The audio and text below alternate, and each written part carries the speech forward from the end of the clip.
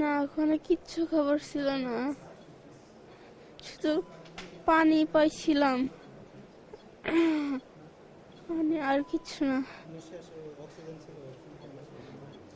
Oxygen নিঃশ্বাস নিতে পারতেছি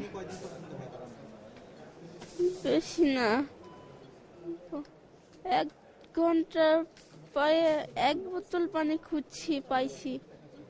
অনেকক্ষণ পর পর খুঁজছি, একটু পানি একবার খাইছি, আর পাওয়া যায়নি পানি।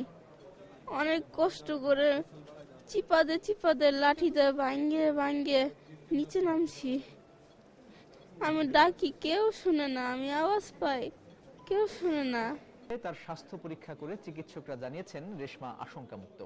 তার কিডনি ও লিভার ভালোভাবে কাজ করছে। এরপর আরো পরীক্ষা নিরীক্ষা করা হবে।